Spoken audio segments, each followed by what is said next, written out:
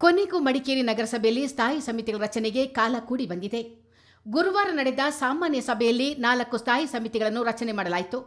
ಬಿಜೆಪಿಯ ಪ್ರಸ್ತುತ ಆಡಳಿತ ಮಂಡಳಿಗೂ ಮುನ್ನ ಸರ್ಕಾರ ಹೊಸ ಸುತ್ತೋಲೆ ಹೊರಡಿಸಿದ್ದರೂ ವರ್ಷದ ಬಳಿಕ ಸ್ಥಾಯಿ ಸಮಿತಿ ರಚನೆಯಾಗುತ್ತಿರುವುದು ವಿಶೇಷ.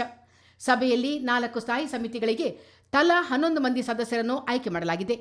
ತೆರಿಗೆ ನಿರ್ಧಾರ, ಹಣಕಾಸು ಮತ್ತು ಅಪೀಲುಗಳ ಸಮಿತಿಗೆ ಕೆಎಸ್ ರಮೇಶ್, ಆಮೀನ್ ಮೊಹಸಿನ್, ಸತೀಶ್, ಉಷಾ ಕಾವೇರಪ್ಪ, ಅನಿತಾ ಪೂವಯ್ಯ, ಶಾರದಾ ನಾಗರಾಜ್, ಅಪ್ಪಣ್ಣ, ಶ್ವೇತಾ ಪ್ರಶಾಂತ್, ಮನ್ಸೂರ್, ಅರುಣ್ ಶೆಟ್ಟಿ ಮತ್ತು ಚಂದ್ರಶೇಖರ್ ಆಯ್ಕೆಯಾದರು.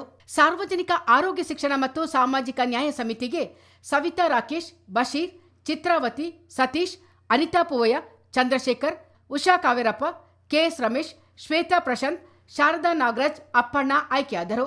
ಪಟ್ಟಣ ಯೋಜನೆ ಮತ್ತು ಪುರಾಭಿವೃದ್ಧಿ ಸ್ಥಾಯಿ ಸಮಿತಿಗೆ ರಾಜೇಶ್ ಯಲ್ಲಪ್ಪ, ಅರುಣ್ ಶೆಟ್ಟಿ, ಮೇರಿ ವೇಗಸ್, ಶಾರದಾ ನಾಗರಾಜ್, ಕೆಎಸ್ ರಮೇಶ್, ಸಬಿತಾ, ಅಪ್ಪಣ್ಣ, ಉಮೇಶ್ ಸುಬ್ರಹ್ಮಣಿ, ಚಂದ್ರಶೇಖರ್, ಶ್ವೇತಾ ಪ್ರಶಾಂತ್, ಚಿತ್ರಾವತಿ ಅವರನ್ನು ಆಯ್ಕೆ ಮಾಡಲಾಯಿತು.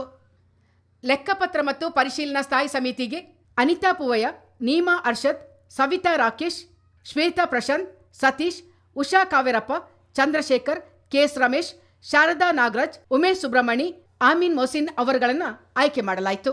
ಈ ಸಮಿತಿಯು ಪ್ರತ್ಯೇಕ ಸಭೆ ನಡೆಸಿ ಅಧ್ಯಕ್ಷರನ್ನು ಆಯ್ಕೆ ಮಾಡಲಿವೆ.